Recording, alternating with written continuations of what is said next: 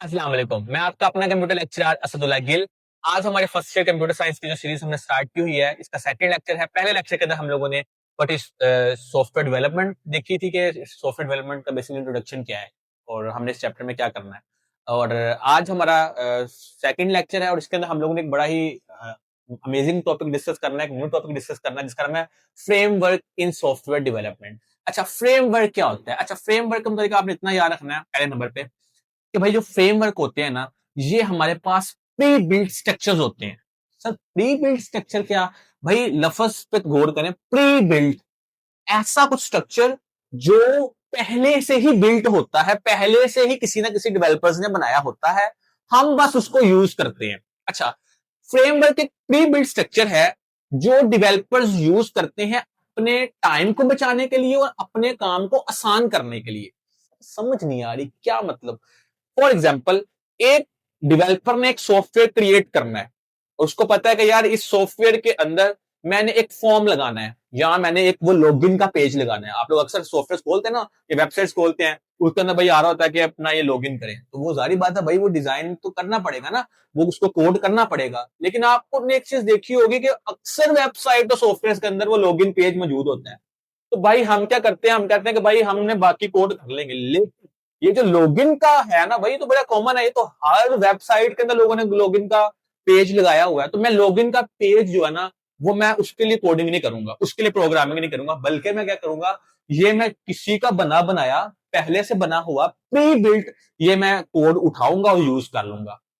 Basically भाईजान, frameworks में होता ही ये है कि हम लोग हर चीज को स्क्रैच से नहीं लिखते, बल्कि वो चीजें जो पहले से चीजें पड़ी होती हैं, कोड्स पड़े होते हैं फ्रेमवर्क्स के अंदर, उनको उठाते हैं और उठाकर अपने अकॉर्डिंगली उसको एडजस्ट कर लेते हैं। इससे क्या होता है कि हमारा दिमाग भी नहीं खपता, हमें स्टार्टिंग से कोड भी नहीं करना पड़ता और हमारा मसला भी हल हो जाता है। सर समझ नहीं आ रही? कोई एग्जाम्पल? मैं बड़ी आसान सी आपको एग्जाम्पल देता हूँ।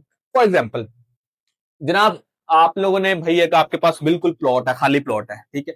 अब आपने उस प्लॉट के अंदर ऊपर मकान बनाना है, तो भाई आपको स्क्रैच से बनाना पड़ेगा, जीरो से।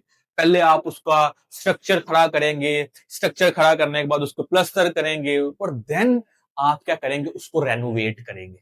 ठीक है, रेनोवेशन से मुराद आपको पता है ना कि रेनोवेशन से मुराद पेंट, दरवाजे, ये वो। ये आपने काम किया बिल्कुल एक स्क्रैच से। लेकिन कुछ कुछ अक्सर पाकिस्तान के अंदर कुछ कॉलोनीज ऐसी हैं जो क्या कहती हैं, जो कहती हैं हम आपको स्ट्रक्चर बना के दे देंगे, आप उसको अपने हिसाब से रेनोवेट कर लें। अब हमने क्या किया, सेकंड केस के अंदर हमने प्री बिल्ड, पहले से बना हुआ स्ट्रक्चर ले लिया और उसको अपने हिसाब से क्या कर लिया, रेनोवेट कर लिया। स्ट्रक्चर तो इनका सेम होगा ना, हाँ, ऊपर रेनोवेशन हम लोग अपनी मर्जी से करेंगे। तो भाई सेम यही हिसाब सॉफ्टवेयर डेवलपमेंट के अंदर फ्रेमवर्क्स का है कि फ्रेमवर्क्स के अंदर हम लोग को जो स्ट्रक्चर है ना, वो खुद नहीं बनाएंगे, हाँ, उसके ऊपर जो उसकी रेनोवेशन है वो खुद कर लेंगे। तो अभी मजीद इसको आसान करने के लिए हम आपकी बुक पे चलते हैं ताकि आपको क्लियर समझ आ जाए कि लिखा क्या हुआ है।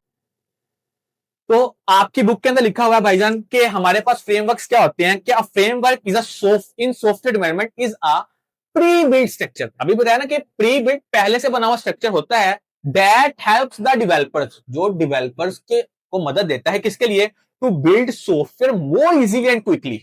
मतलब कि आसानी से भी और क्विकली भी। क्विकली कैसे? कोड ही नहीं करना पड़ेगा, पहले से बना बनाया कोड है, वही भैया हम लोग अपने लॉगिन पेज के लिए लगा देंगे। वही फॉर एग्जांपल हम कोई फॉर्म अंदर लगाना है, हमने अपने सॉफ्टवेयर के अंदर वो लगा देंगे। हमें हर ऐसी चीज जो पता है कि कॉमन है, इसका पहले से कोड पड़ा होगा, इसका पहले से फ्रेमवर्क पड़ा होगा, बिल्डिंग स्ट्रक्चर पड़ा होगा, हम उसको उठाएंगे, उसको लगाएंगे, अपने हिसाब से रेनोवेट कर लेंगे।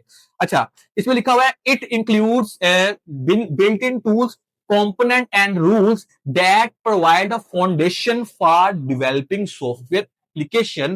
और भाई इसमें क्या लिखा हुआ है इस लाइन के अंदर? इस लाइन के अंदर बेसिकली बताया कि इसमें हमारे पास बेसिकली फाउंडेशन होती है। मैंने जिस तरह बताया कि बिल्डिंग का स्ट्रक्चर उठा लिया, अपनी मर्जी से फाउंडेशन बनी हुई थी, हमने अपनी मर्जी से ऊपर एनिमेशन कर दी। यही हिसाब इधर है कि भाई वो जो हम लोग सॉफ्टवेयर के अंदर जो कंपोनेंट ऐड कर रहे हैं, फॉर्म ऐड कर रहे हैं, लॉगिन का पेज ऐड कर रहे हैं, हेडर ऐड कर रहे हैं, तो हमने उठाकर लगा दिया, हम चेंजिंग अपनी मर्जी से कर रहे हैं। फॉर एग्जाम्पल, जहां लफ्ज लॉगिन लिखा हुआ है, लॉगिन के अंदर हम लोग लिख लेते हैं जनाब यूजर नेम, ठीक है। जहां लफ्ज पासवर्ड लिखा हुआ है, पासवर्ड की जगह हम लोग लिख देते हैं की। लेकिन पीछे कोड, पूरे कोड को नहीं बना पा रहा, सिर्फ अपनी मर्जी से हम लोग नाम चेंज कर रहे हैं, उसके कंपोनेंट्स रेनोवेट करने हैं उसको, और कोई चीज नहीं है। अच्छा, इसके अंदर उसने एक और चीज भी बताई हुई है, बेनिफिट ऑफ यूजिंग फ्रेमवर्क। तो भाई फ्रेमवर्क को यूज करने के बेनिफिट्स क्या है, पता तो आपको चल गए हैं, लेकिन देख लेते हैं। पहला नंबर पे एफिशिएंसी लिखा हुआ है, framework provide built in tools and feature that speed up software development. Efficiency से मुराद क्या है? उसने कहा कि भाई हम लोग एक चीज, अब हम लोग एक नए सिरे से एक लॉगिन पेज बनाते हैं, भाई उसके अंदर कोई गलती में भी हो जाए बनाने के अंदर, अगर हम लोग फर्स्ट टाइम बना रहे हैं तो, लेकिन ये जो पहले से बना पड़ा हुआ है जिसको हजारों डेवलपर यूज कर चुके हैं, वो चीज तो गलत हो नहीं सकती। तो क्या है? एफिशिएंट। एक तो एफिशिएंट, दूसरा उठाया खड़ा काम टाइम ना हो गया।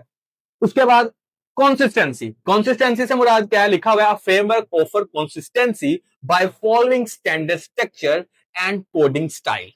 लॉजिक, मैं नया नया डेवलपर आया और मुझे भाई पता ही नहीं है कि लॉगिन पेजेस के, लॉगिन जब पेज बनाते हैं तो उसमें किस तरह का कोड लिखेंगे या क्या क्या होना चाहिए। तो क्या पता हम एक ऐसा पेज बना दें जिस कंसिस्टेंट बोलते हैं, जो पहले तरह ना हो, मतलब कि लोग और तरह से लॉगिन पेज बना रहे हो, मेरा और तरह से हो।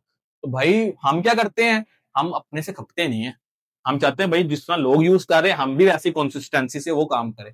तो क्या करेंगे? उन्हीं का कोड पकड़ेंगे, उन्हीं का कोड पकड़ के अपने डाल देंगे, कोड सेम होगा, रेनोवेट अपनी मर्जी से कर लेंगे। उसके बाद तीसरी चीज, code reusability. Developers can reuse the same code in different part of the application. क्या लिखा हुआ जी कि कोड को हम रीयूज बार बार कर सकते हैं, मैं बार बार कोड लिखने की जरूरत नहीं। फॉर एग्जाम्पल, हम लोगों ने एक वेबसाइट बनाई, उस वेबसाइट के अंदर हम लोगों ने मुख्तलिफ पेजेस बना लिए। अब हर पेज के अंदर मुख्तलिफ पेज है। फॉर एग्जाम्पल मैं कहता हूं जी, एग्जाम्पल देता हूं, मेरा एक इंस्टीट्यूट है और मैं उस इंस्टीट्यूट के लिए 4 कोर्सेज लिख रहा हूँ, ऐड कर रहा हूँ। फॉर एग्जाम्पल पहले पेज के ऊपर मेरा ग्राफिक डिजाइनिंग का कोर्स आएगा, डिजिटल मार्केटिंग का कोर्स आएगा, वेब डेवलपमेंट का आएगा, और इसी तरह हमारे पास एक अमेजोन का कोर्स आएगा। तो पता है कि भाई इन चारों के अंदर मुझे फॉर्म तो लगाना ही पड़ेगा, या लॉगिन का पेज ऐड करना ही पड़ेगा। तो मैं क्या करूंगा? मैं भाई बार बार चारों के लिए कोड लिखूंगा नहीं, मैं एक ही कोड लिखूंगा और उसी में चेंजिंग कर करके भाई चारों के अंदर यूज कर लूंगा। टाइम भी बचेगा और मेरा काम भी जल्दी से मुकम्मल हो जाएगा। ये बेसिकली भाईजान हमारे पास फ्रेमवर्क थे। उम्मीद है कि आपको फ्रेमवर्क की समझ आ गई होगी। अगर नहीं आई या कोई क्वेश्चन है तो कमेंट बॉक्स में लाजमी पूछे। चैनल को सब्सक्राइब करें और वीडियो का लाइक करें। और अगर अभी तक आपने पिछली वीडियोस नहीं देखी तो भाई मेहरबानी फरमाएं, पहले पिछली वीडियोस जाकर देखें, प्लेलिस्ट में जाएं, उधर वीडियोस होंगी। पिछली वीडियो का लिंक भी आपको डिस्क्रिप्शन में मिल जाएगा। तो इंशाल्लाह अगली वीडियो तक मुझे इजाजत दें। अल्लाह हाफिज।